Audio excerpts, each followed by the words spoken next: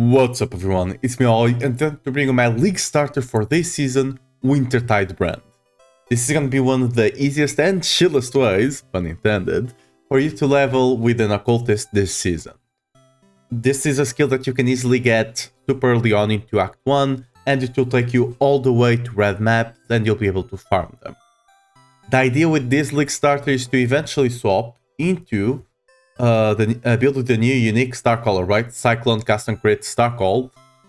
Hopefully, this is a bit of a gamble, right? Hopefully it works out. I actually have a path of building for this build, but since we don't actually have the unique, we don't actually have the stats for the skill itself. I don't really want to put it out just yet because I'm using Bladefall as a substitute, for example, right? It's not quite ready yet. When it's ready, when it's done cooking, I'll let you guys know. But yeah, if it ends up working out badly and it's just not that strong, we always have the tried and tested Cyclone Custom Crit Vortex Frostbolts, right? That's a build that just works. It's really strong with Cosprits as well, right? So worst case scenario, we always have that build to fall back on, or any other Occultist build that you might want to play. Personally, I'm going on Custom Crit. If you want to play anything else, you can just start with this build and swap to it. Now, starting off with the build itself, let's actually go. I have multiple trees set up for you. Each one on the leveling mostly matches the level of each act that you'll have on each act, right? So level 1, Act 1, Act 2, Act 3, and so on, right? You can just follow this so you don't get too lost. A couple of things I do want to point out. Early on, I also have this for the skills. You don't have as much because you don't need as many. But we're gonna starting off with Freezing Pulse because you just don't have access to the brand super early on. So you start with Freezing Pulse. This should be more than enough early on. You actually also have Frost Wall just for a bit of defensive. Also gives you a ton of damage, some regen. A Frostbolt is actually super early on to get the exposure. It's really nice. And you also have your mobility skill. When you go to the second leveling, we also start getting Wintertide brand. Now, at this point in the build, you're gonna be using your Wintertide brand mostly for single target and your Creeping Frost mostly for the clear and everything. Once you start getting some of those brand nodes in the tree, roughly around Act 3 more or less, you'll be able to start swapping to mostly using the Wintertide brand. You're still gonna keep Creeping Frost because might as well, do that extra damage. But yeah, you'll also start playing with Clarity. Clarity is something that you should only level if you need the mana. After like level 5, level 6, you can kind of stop leveling it and it should be giving you enough mana without having to sacrifice that much mana in mana reservation, right?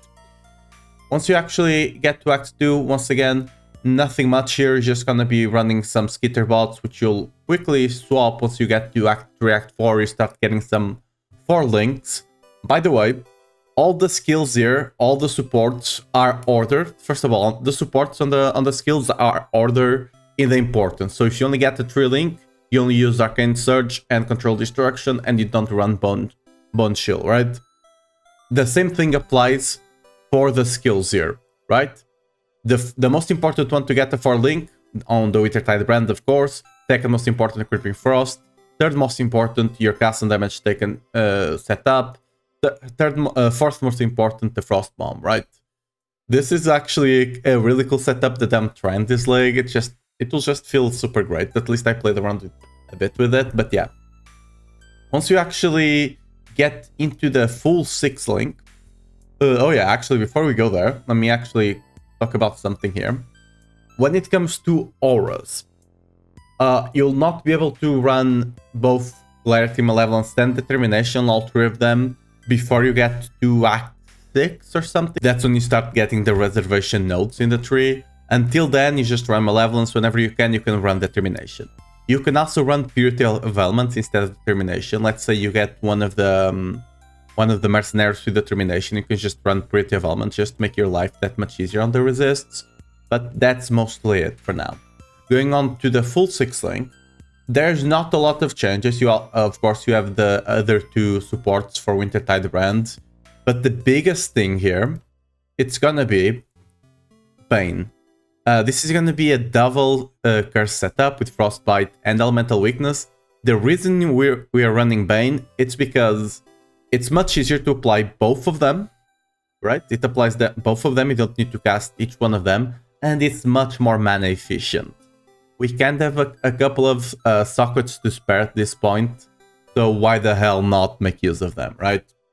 Now, right now, most of the items you're actually running on the build are just run. First of all, let me get this up here. Yep.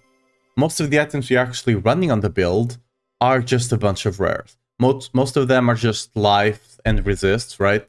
For the most part, we do have a couple of scepters, for example, with +1 to cold skills. You just try to get that with a couple of spell damage, whatever you can get. Cast speed is also nice. Damage over time multipliers and stuff like that is also nice. Whatever you can get with a +1 will be great. We also have a +1 on the amulet. This one might be a bit harder to get. But yeah, just make sure you use the slots you have to cover your resists and your attribute requirements. If you do happen to have, a couple of slots open, try to get the Chaos Res here and there if you can. Because as you can see, we'll be able to almost cap our Chaos Res. We probably won't be able to fully cap it, but whatever you can get close to that 75, the better, so you don't have, to get some weird surprises on the damage, right? Now, this build right now, I'm running it on life. You can easily swap this to energy shield build. I don't, at the point that you can, at the point that you have the currency to swap it to an energy shield build, you probably should just be swapping to your endgame build. I don't think you should be, playing this build 5 days, 1 week into the season. You shouldn't. You should just, whenever you get the currency, like, I don't know, 50 chaos or something, you can easily swap to the other build. Maybe a bit more, but whatever, right? Depending on the unique cost. The uniques, I don't expect them to cost more than like 10 chaos. The ones I need for the other build, so it should be more or less fine. So, yeah. One thing I do want to point out before we go, this damage here, this is only one brand. I tried to put the 3 brands you have on the enemy down here. For some reason, it's not counting. So the damage is a bit better than that. And this is the average damage, right? Technically, you can have the max stages. If you actually have them at max stages, it's a lot more damage, right? Anyway, whatever. We're gonna have a couple of clips showing off the build in T16s now, so you have an idea of how it plays. Mind you, the footage you are seeing, I just put the 6 link together. It doesn't really have any auras besides determination. It's a setup with energy shield because I just have that character in standard, basically.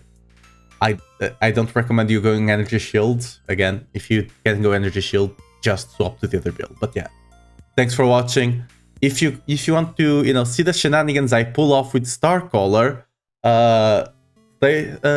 sub to the channel. Maybe give a like, and I'll be posting the build soon enough, and hopefully it's good.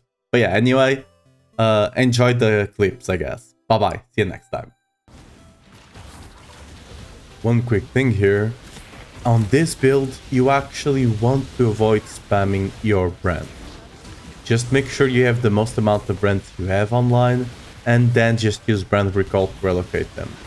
Because this brand, the more it ticks, the more damage it does, up to 20 stacks, right? Every time it ticks, it gains 1 stack and it does 20 to 25% more damage. So the longer you can leave them out, the better. But yeah, that's it. Enjoy the rest of the clip.